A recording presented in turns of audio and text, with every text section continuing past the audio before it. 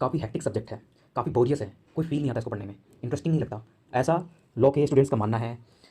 तो ये चीज़ इसलिए हो जाती है क्योंकि इसमें काफ़ी ज़्यादा ऑर्डर्स हैं, काफ़ी ज़्यादा रूल्स दे रखे हैं, जैसे कि इसका ऑर्डर 21 शायद, इसमें उसमें 106 रूल्स हैं उसमें, तो काफ़ी ये चीज़ मतलब बोरियस हो जाती है,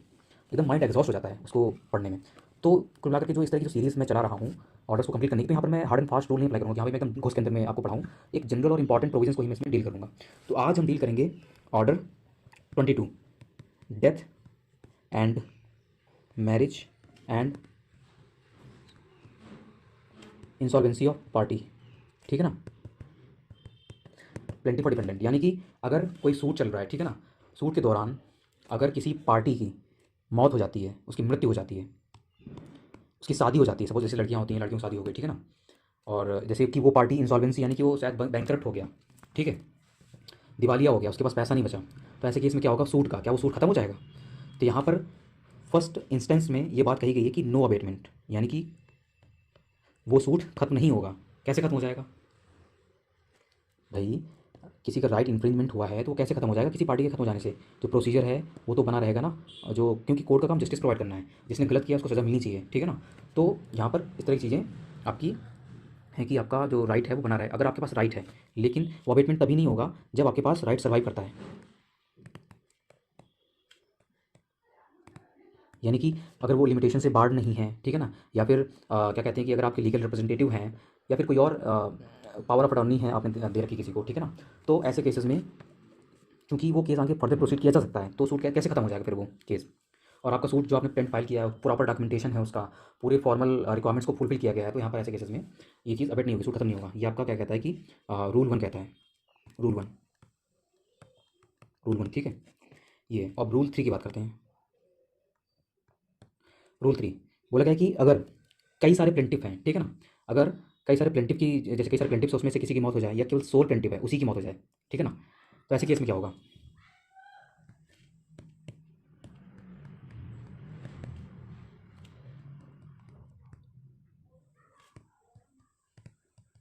मतलब ये जो रूल 3 है वो केवल प्लेंटिफ के बारे में ही बात करता है, या फिर सोल प्लेंटिफ की मौत हो जाए,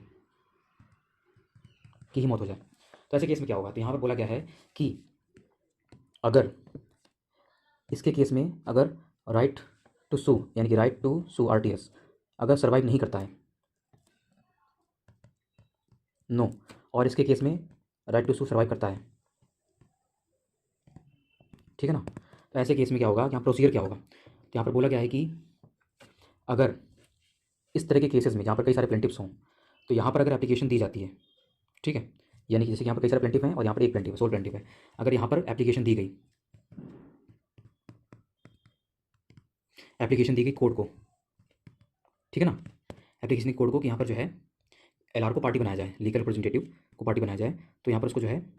पार्टी बना दिया जाएगा कोर्ट की तरफ से। हाँ, इसकी और दूसरी चीज़ ये है कि यहाँ पर ये एक तो पहली कंडीशन ये हो गई, दूसरी चीज़ ये है कि अगर एप्लीकेशन नहीं दी गई तो यहाँ पर केस जो है वो अवेट कर जाएगा, यानी कि खत्म हो जाएगा, पूरी तरह से केस खत्म कर दिया जाएगा कोर्ट के द्वारा, ठीक है ना। और केस को खत्म करने की जो एप्लीकेशन है वो डिपेंडेंट दे सकता है,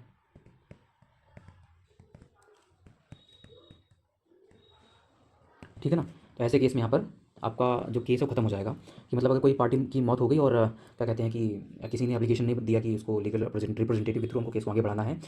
तो ऐसे केस में यहाँ पर अगर डिफेंडेंट एप्लीकेशन दे देता है तो यहाँ पर केस आपका खत्म कर दिया जाएगा, ठीक है ना। और कोर्ट को जो है यहाँ पर कॉस्ट, कोर्ट यहाँ पर जो है डिफेंडेंट जो कोर्ट डिफेंडेंट को कॉस्ट अवॉर्ड कर देगी, ठीक है ना। अब कॉस्ट कैसे दी जाएगी, वो प्लेंटिफ की प्रॉपर्टी से दी जाएगी, जो भी मरा है डिजीज्ड, ठीक है। यहाँ पर जो कॉस्ट है डिफेंडेंट, यहाँ पर जो कॉस्ट है डिफेंडेंट को दिया जाएगा थ्रू,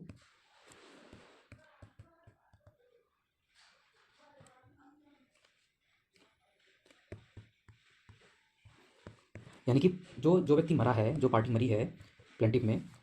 तो वहाँ पर उसकी प्रॉपर्टी से ही उसको कॉस्ट अवॉर्ड कर दिया जाएगा डिफेंडेंट को, ठीक है। ये चीज़ है रूल 3 में, तो ये चीज़ है। अब बात करते हैं रूल 4 की। तो रूल 4 जस्ट इसका अपोजिट है, इसमें यहाँ पर सेम चीज़ें हैं इसमें, और इसमें बस डिपेंडेंट के बारे में बात की गई, ठीक है ना। यहाँ पर जो है डेथ हो जाती है डिपेंडेंट की, ठीक है, सोल जो कि सोल डिपेंडेंट है, या तो वन ऑफ सेवरल डिपेंडेंस, ठीक है ना। तो सेम चीज़ यहाँ पर आप इसके थ्रू रिलेट कर सकते हैं। और इसका जो रूल 4 है, 4A में बोला गया है कि क्या होगा कि अगर लीगल रिप्रेजेंटेटिव नहीं है,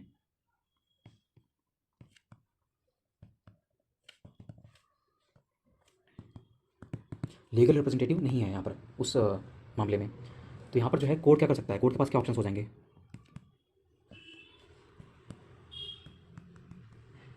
प्रोसी मामले को आगे चलाए रख सकता है, ठीक है ना कोर्ट। या तो जो है वो एडमिनिस्ट्रेटर को अपॉइंट कर सकता है, या फिर हो सकता है कि ऑफिसर ऑफ द कोर्ट को यहाँ पर अपॉइंट किया जा सकता है उस केस को आगे बढ़ाने के लिए, या फिर या किसी और व्यक्ति को उस केस को आगे बढ़ाने की परमिशन दी जा सकती है। यानी कि 4A में क्या बोला गया है कि अगर कोई लीगल रिप्रेजेंटेटिव नहीं है तो ऐसे केस में क्या होगा कि कोर्ट जो है आगे प्रोसीड कर सकता है, या तो एडमिनिस्ट्रेटर को अपॉइंट कर सकता है, या तो ऑफिसर ऑफ द कोर्ट यानी कि किसी एडवोकेट को यहाँ पर अपॉइंट कर सकता है आगे आगे फर्दर प्रोसीड करने के लिए, ठीक है। या तो किसी और व्यक्ति को यहाँ पर उसके बिहाफ में केस को आगे लड़ने के लिए अपॉइंट कर सकता है, ये 4A में बोला गया है। अब बात करते हैं रूल 6 की, रूल 6, ठीक है ना। रूल 6 में क्या कहा गया है, इसमें बोला गया है कि अगर किसी पार्टी की डेथ हो जाती है, मौत हो जाती है, लेकिन ठीक है ना, वो जो है मौत तब होती है जब वो केस की हियरिंग हो जाती है, यानी कि केस की हियरिंग कंप्लीट हो गई है। आफ्टर दैट यहाँ पर यहाँ पर जो है पार्टी की डेथ हो जाती है, चाहे वो प्लेंटिफ हो या डिपेंडेंट। तो यहाँ पर उस केस में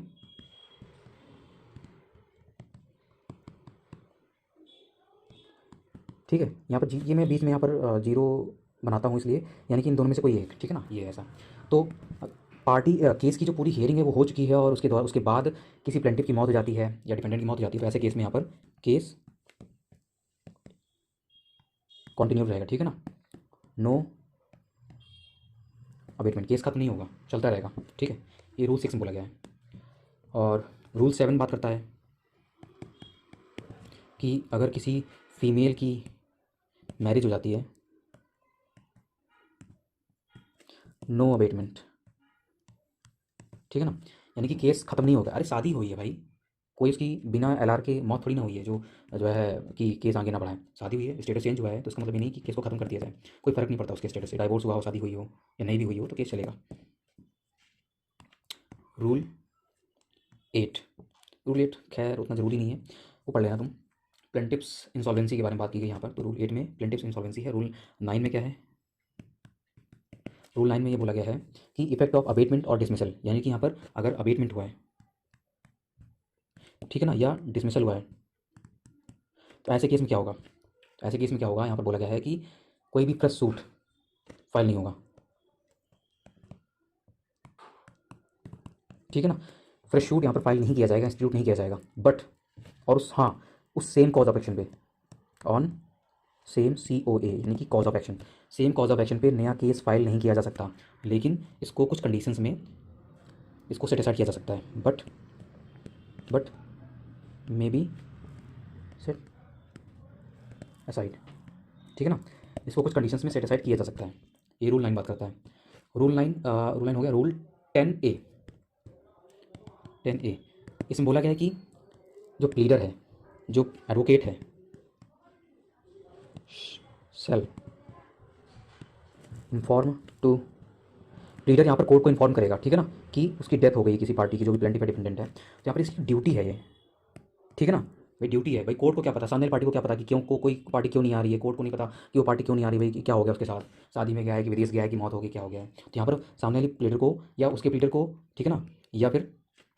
दूसरे अपोजिट पार्टी के प्लीडर को यहाँ पर ये रिस्पॉन्सिबिलिटी दी गई कि उसको बताए कोर्ट को, ठीक है ना। तो ये चीज़ है, तो ये इसके मेजर रूल्स थे। रूल 1 मतलब ऑर्डर्स को रिवाइज कर लेते हैं फटाक से। ऑर्डर 22 डेथ, मैरिज और इंसॉल्वेंसी, ठीक है ना, यानी कि डेथ के केस में, मैरिज के केस में, इंसॉल्वेंसी के केस में क्या होगा केस का। तो रूल 1 बात करता है कि अगर किसी पार्टी की डेथ हो जाती है, ठीक है ना, और चाहे वो प्लेंटिफ या डिपेंडेंट, और उसके अगर उसके साथ साथ अगर ये राइट टू स्यू सर्वाइव करता है, ठीक है ना, राइट टू स्यू सर्वाइव करता है, यानी कि वो केस कर सकता है, आगे बढ़ा सकता है, तो ऐसे केस में उस केस को खत्म नहीं किया जाएगा, ठीक है ना, उसका अबेटमेंट नहीं होगा। और रूल 3 बोलता है प्लेंटिफ के बारे में कि यहाँ पर अगर कोई सोल प्लेंटिफ है कई सारे प्लेंटिफ्स में, या उनमें से कई सारे प्लेंटिफ्स में से कोई एक प्लेंटिफ है, ठीक है ना, कोई मतलब नेसेसरी प्लेंटिफ नहीं है, जनरल प्लेंटिफ है, ठीक है ना, उसकी डेथ हो जाती है, वैसे केस में क्या होगा कि यहाँ पर केस को खत्म किया जा सकता है डिपेंडेंट की एप्लीकेशन के थ्रू। लेकिन हाँ, वो तब करेगा जब उसमें एप्लीकेशन नहीं दी गई है, जिस भी पार्टी की डेथ हुई है उसके एडवोकेट के द्वारा एप्लीकेशन नहीं लगाया गया है कि हाँ भाई कोई लीगल रिप्रेजेंटेटिव उसको पार्टी बनाया जाए। तो यहाँ पर कोई अगर पार्टी नहीं है या लीगल रिप्रेजेंटेटिव क्या बोलते हैं नहीं बनाया गया है उस केस में, ऐसे केस में अगर एप्लीकेशन नहीं दी गई है एल को पार्टी बनाने के संदर्भ में, और यहाँ पर एप्लीकेशन दी जाती है डिपेंडेंट के द्वारा कि भाई चलो क्या कहते हैं कि इस केस को खारिज किया जाए, खत्म किया जाए, अबेट किया जाए, तो ऐसे केस में यहाँ पर केस को अबेट कर दिया जाएगा, ठीक है ना, और यहाँ पर क्या कहते हैं कि कॉस्ट भी अवॉर्ड किया जाएगा डिपेंडेंट को, ठीक है, और ये जो कॉस्ट होगी वो जो डिजीज़ है उसकी प्रॉपर्टी पर वहन जो है किया जाएगा, ठीक है ना, यानी कि डिजीज की प्रॉपर्टी इस कॉस्ट को वहन करेगी। और रूल 4 क्या कहता है कि rule 4 as same as rule 3, ठीक है ना, सॉरी इसमें हाँ रूल 4 और रूल 3 में प्लेंटिफ है, रूल 4 में डिपेंडेंट है, सेम। तो ये चीज़ आप उससे कनेक्ट कर लेना। 4A में बोला गया है कि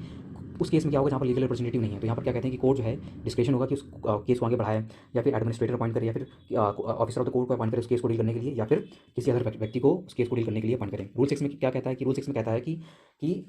अगर हियरिंग के बाद हियरिंग कंप्लीट हो गई है और उसके बाद अगर किसी प्लेंटिफ या डिपेंडेंट की मृत्यु होती है तो उस केस में कोर्ट केस को अबेट नहीं करेगा, खत्म नहीं करेगा, ठीक है ना, रद्द नहीं करेगा, वो चलता रहेगा, ठीक है ना। और रूल 7 कहता है कि अगर फीमेल की अगर मैरिज हो जाती है तो इस केस में क्या होता है, तो यहाँ पर इस केस में सूट अबेट नहीं करता है। रूल 9 में क्या कहता है कि अगर अबेटमेंट और डिसमिसल का इफेक्ट क्या होगा, इफेक्ट ये है अबेटमेंट और डिसमिसल का कि यहाँ पर fresh shoot same cause of action पे, यानी कि मतलब फ्रेश शूट नहीं फाइल किया जाएगा, और सेक्शन 11 यहाँ पर लग जाएगा, ठीक है ना, रेस जुडिकाटा का रेस जुडिकाटा लग जाएगा। और रूल 10 ये कहता है कि अगर जिस भी पार्टी की मौत हुई है तो यहाँ पर प्लीडर की यहाँ पर रिस्पॉन्सिबिलिटी हो जाती है कि वो जो है कोर्ट को इन्फॉर्म करे कि इस पार्टी की मौत हो गई है, ताकि केस में आगे क्या करना है उस पर डिसीजन लिया जा सके कोर्ट के द्वारा।